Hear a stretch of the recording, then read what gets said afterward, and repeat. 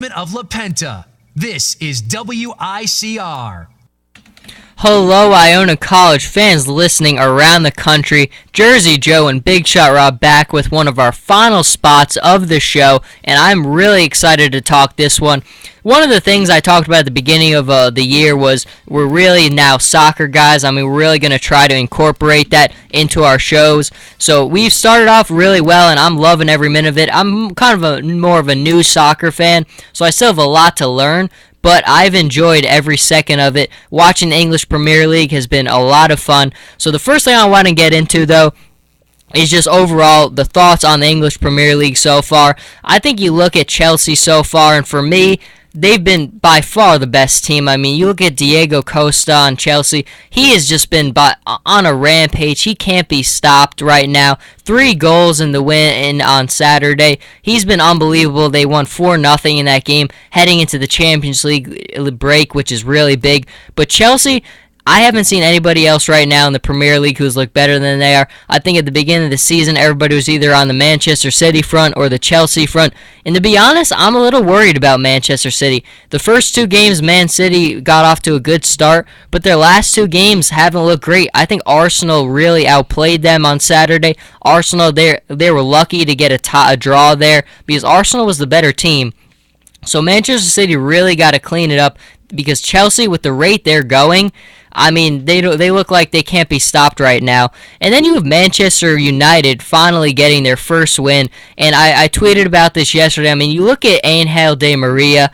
He has been such a big contributor to that team. I mean, his impact on that team, you just watch and you see they're a different team with him on the pitch. I mean, he has been unbelievable, setting up goals, defending, doing a little bit of everything. I mean, he's been such a difference maker. I think that was a huge, big pickup for Man United, and you could see that he's made such a big difference right away. And then you have some of the ones in between, like Swansea City, Aston Villa, who have played very well as well so far too, but I think at the end of the day, it's still going to come down to Manchester City and Chelsea. They're both going to be battling each other out for the Premier League title. And right now, with the way Diego Costa is playing, I think you got to give Chelsea the edge. But the more we see these teams, the more we'll know. But it's going to be really fun. When those 2 teams play, man, that is going to be must-see TV. Now, going over, I talked about last week a little bit the Champions League.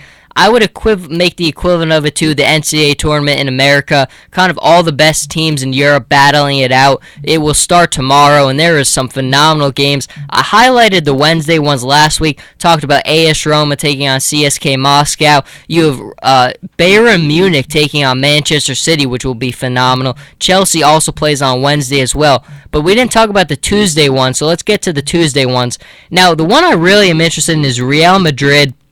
Real Madrid, though, everything that's going on, they have not gotten off to a good start so far in La Liga. I mean, they've got 2 losses, 2 really bad losses their last 2 games, and they're heading into the Champions League with these 2 losses. Does not look good for them at all. They're playing FC Basel, and man, I mean, I think they will win this game. Just talent-wise, Gareth Bale, James Rodriguez, and Cristiano Ronaldo, and with all the other talented players they have, just by talent alone, they should win this game. But they're not playing well right now. They really aren't. Now, you have Arsenal also taking on Borussia Dortmund, one of the German teams, one of the better German teams. Another interesting one. I mean, 2 pretty good teams in their respective leagues. I think that this is going to be a really exciting game to watch.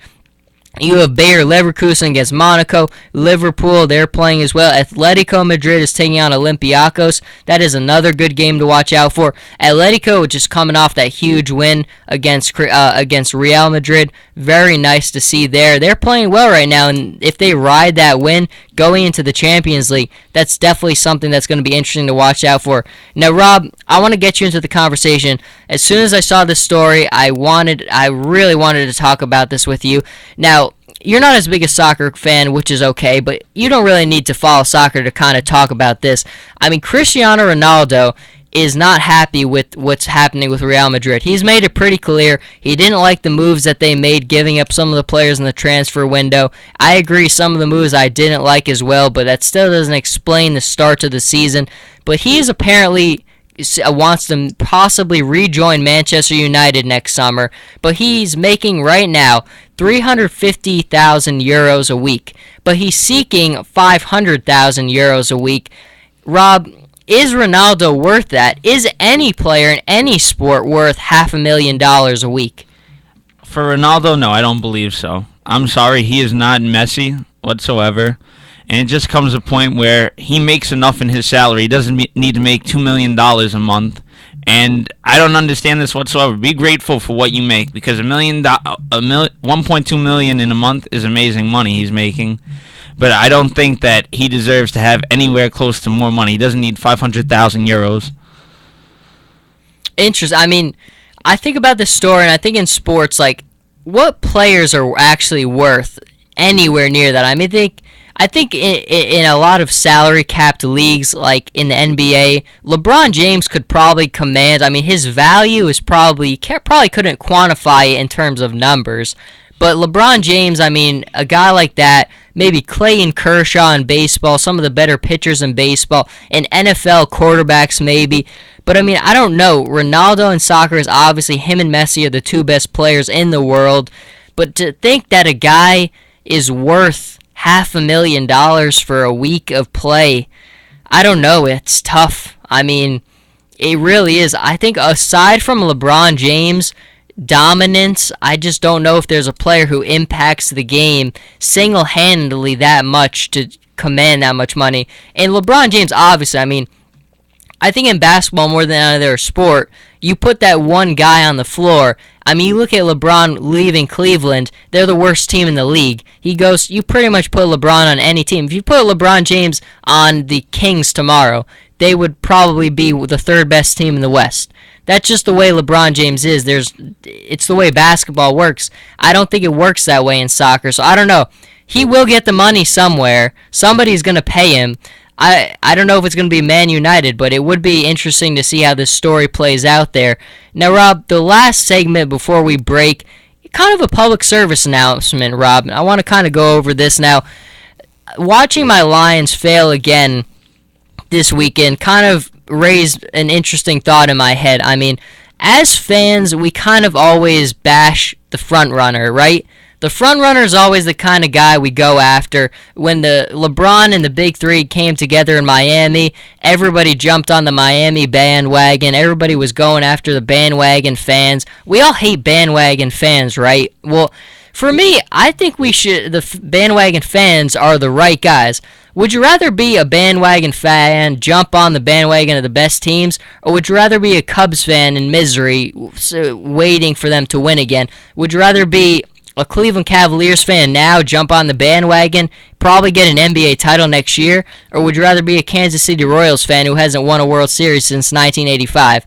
I think that in sports, you should demand excellence from your teams, from your players, and if your excellence isn't being met, go somewhere where it is. I have no problem with fans who are front runners. I wouldn't say I'm a front runner in terms of teams, but I'm definitely a front runner in terms of players. I demand excellence from my players. My three favorite players in all sports are probably Clayton Kershaw, Andrew Luck, and LeBron James. Why? Because those guys epitomize excellence, and I'm not afraid to say that. I'm a front runner when it comes to that stuff. I think you should demand that kind of stuff. Now, Rob, am I just doing one of my typical things, imitating Colin Cowherd, or am I right? Do you agree, disagree? I agree to a point. I think even though if your team really does suck, I think you have to show the love for your team. Like the Jets, I'm used to not making the playoffs, and I'm never going to quit on my Jets team. I'm sorry I can't switch to any other football team but my Jets because I just love every Sunday getting to watch them. But I mean, to a point, there are fans you had to allow it where they jump the bandwagon. As you said with the Kansas City Royals, haven't won a World Series since 1985. What enjoyment do you get watching them when they lose every year? The Chicago Cubs, now they're starting to get better, so the typical Cubs fan was liking that, but haven't made the playoffs in a while. When you look at it, I think you have to stick with your teams. No matter how bad it is, you have to stick it out with your team because the team you grow up loving, that's the team that you care about the most, and that's the team that you have to wish the best for. They will improve, and just stick with them because I know they will improve. And I think that's a really fair point because even while I was coming up with this segment, preparing for it, I was thinking about it. I was like, well, if I use this argument, I'd have to say, well, then I should stop being a Lions fan, or I should stop being a Chargers fan, because they haven't given me a whole lot of enjoyment. They really haven't won anything. So, under that lines, it's hard. I mean, you have a connection to that team. You pick a team, and you have a connection with that team. The ups and the downs, it's all part of it. And when they do win, I think that's what makes it so much more rewarding, because you stuck it out with the team. If you're a Cubs fan and they actually do win the World Series one day, all that pain and misery waiting so long, I mean, that's just going to be the most rewarding feeling in the world as a fan. So I think it is tough, but I could also see the other men. So I will not bash frontrunners. I see where frontrunners come from. I respect frontrunners in some regards, but at the same time, it's admirable to see some people with the dedication and the commitment to the teams that they have. I really think that was a good way to end it off. Really good show today. We've got some really good games coming out during the week. We've got some pop-up shows coming out, and then we will have a college football preview. I will do our NFL picks at some point this week. I'll be on the morning show Wednesday, talking a little bit other than sports. But Rob, thank you for joining us. It's been a great show, and everybody have a wonderful day.